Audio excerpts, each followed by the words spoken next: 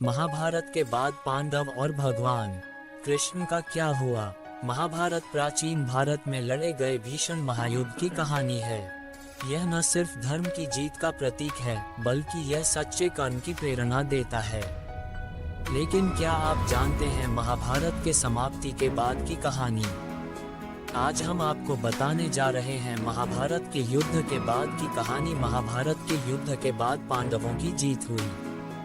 युधिष्ठिर को हस्तिनापुर का राजा घोषित किया गया। उनके नेतृत्व में पांडवों का राज पूरे 36 साल चला, लेकिन माता गांधारी ने कौरवों के नाश के लिए श्री कृष्ण को दोषी ठहराते हुए शाप दिया कि जैसे कौरवों के वंश का नाश हुआ, वैसे ही यदुवंश का भी नाश होगा। गांधारी के दिए श्राप का असर यादवों पर होने लगा। श्राप के चलते श्री कृष्ण की द्वारका की हालत बिगड़ने लगी। कृष्ण सारे यादव कुल को प्रभास ले गए, लेकिन वहां भी हिंसा से पीछा नहीं छूटा।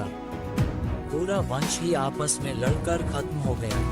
इस नरसंहार में सिर्फ भगवान कृष्ण, बलराम, दरुका और वब्रू ही बचे। इसके बाद कृष्ण ने वन में ध्यानमग्न होने का निर्णय लिया। इस दौरान जरा नाम के शिकारी ने हिरण का शिकार करते समय तीर चलाया, जो कृष्ण के पैर में लगा।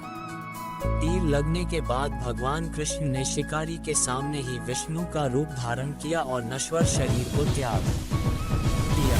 वहीं एक और ऋषि ने पांडवों को सलाह दी कि आपका उद्देश्य पूरा हो गया है, अब आपको हिमालय की ओर अंतिम यात्रा करनी चाहिए। इसके बाद पांडव अपने पौत्र परीक्षित को राजपाट सौंपकर पांडव द्रौपदी के साथ अंतिम यात्रा के लिए हिमालय की ओर निकल पड़े। पांडवों ने द्रौपदी और एक कुत्ते के साथ अपनी अंतिम यात्रा के रूप में स्वर्ग की सीढ़ियां चढ़नी शुरू की। माना जाता है कि पांडवों में सिर्फ युधिष्ठिर ही कुत्ते के साथ हिमालय के पार स्वर्ग के दरवाजे पर पहुंच सके। स्वर्ग की सीढ़ी चढ़ने के दौरान धीरे धीरे सभी युधिष्ठिर का साथ छोड़ने लगे। शुरुआत द्रौपदी से हुई और अंत में भीम का निधन हुआ। माना जाता है कि पांडवों में सिर्फ युधिष्ठिर ही कुत्ते के साथ हिमालय के पार स्वर्ग के दरवाजे पर पहुंच सके। स्वर्ग के दरवाजे पर भगवान इंद्र ने युधिष्ठिर का स्वागत किया और उनकी अंतिम यात्रा में शामिल होने का आग्रह किया। युधिष्ठिर के साथ गया कुत्ता वहां गायब हो गया, जो वास्तव में यमराज थे। उन्होंने युधिष्ठिर की प्रशंसा करते हुए युधिष्ठिर को सबसे पहले नरक दिखाया। वहां द्रौपदी और अपने बाकी भाइयों को देख युधिष्ठिर उदास हुए।